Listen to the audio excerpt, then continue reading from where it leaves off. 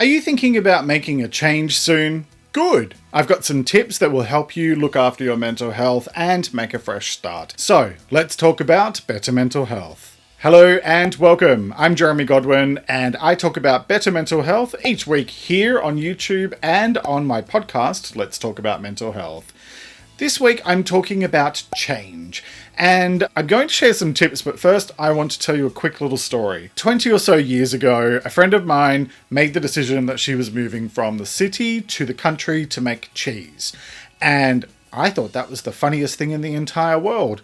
I couldn't possibly imagine why anybody would want to do such a thing. I was born and raised in Sydney, and then at the age of 24, almost 25, I moved to Melbourne, and I lived there for nearly 14 years. And I just couldn't get my head around why someone would want to go move to the country, but then also on top of that, make cheese. It just seemed insanity to me. And this is actually an apology because I was wrong. I understand the desire to make a change. Whether you're in your 20s, 30s, 40s, 50s, it doesn't matter. Sometimes we get to a point in life where it's just about trying new things.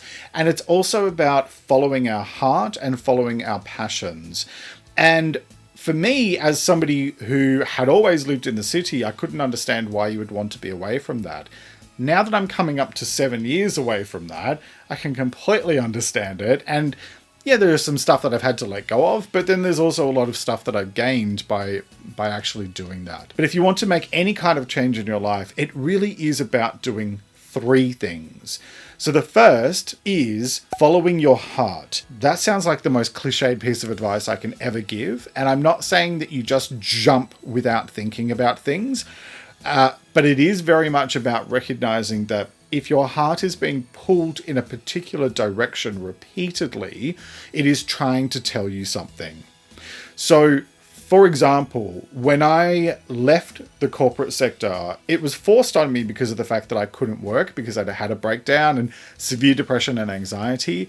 But I kept on trying to go back in when I was moderately capable, although in hindsight, I was not ready to even attempt it. I kept on trying to go back in, but my heart was not in it anymore. And it took a while for me to recognize, a long while for me to recognize that I had changed and there was no going back. And I needed to find something that felt more in line with who I really am now and what my genuine passions are and where I felt that I could make a difference. And, that's why I do the work that I do. That's why I make these videos, I make the podcast, all of that stuff. So think about what it is that you're being drawn to. And it's worthwhile having a really honest think about what that is and why. But I also think it's worthwhile not overthinking that. It's really easy to get caught into analysis paralysis. And if you do that, you can just wind up never making a decision, never making a change, working at the same job for 25 years, and then being completely miserable and wondering why. So that leads me to my second point, which is life satisfaction is a priority. And so you might often hear people in these types of videos or books or whatever talking about happiness, but ultimately what life is about is building and creating and maintaining a life that makes you feel satisfied. And in fact, that is the topic of episode 110 of the podcast, which is linked in the description as well. It's then about making that a priority and saying, okay, for example, I get a lot of satisfaction out of helping people.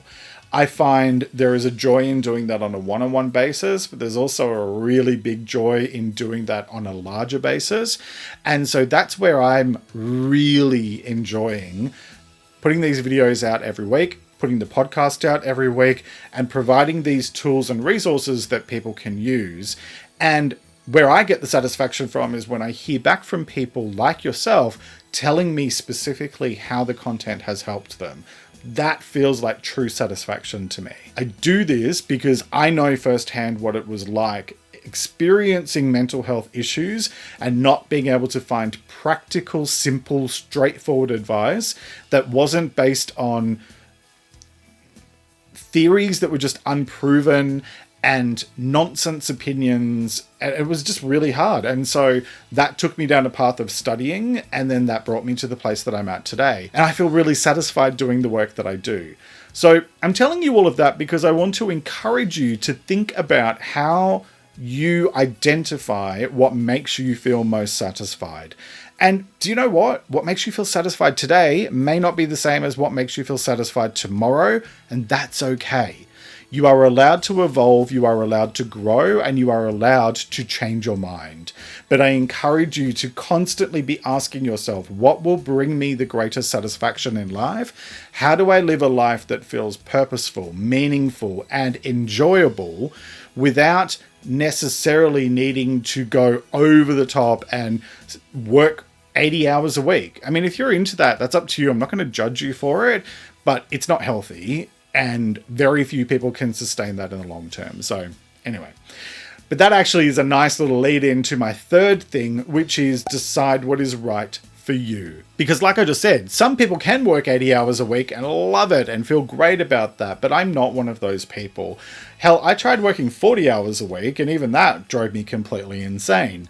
You know, I work for myself, and that means that it's very, very easy to slip into old habits of working longer and longer hours. But with time and effort, I can actually then make decisions instead that are going to maximize my productivity in shorter periods of time, so that I can then use the rest of my time to do the things that help to recharge me, which is something I just talked about in episode 109 of the podcast about rest, and also in this video, and I'll link them both in the description below. Think about what is right for you. I can't tell you what that is, because for me, I have a goal at the moment. I'm working with a business coach, and I have a goal of working through everything I'm doing around my podcast and my video and some other projects that I'm working on, and getting it to a place where I only work a maximum of 25 hours a week, because that's what feels right for me. I didn't move to the countryside so that I could then work full-time or even more, 60 hours a week at one point I was doing on my stuff here. So it's really about making choices that feel right to me, and you have to make the choices that feel right to you.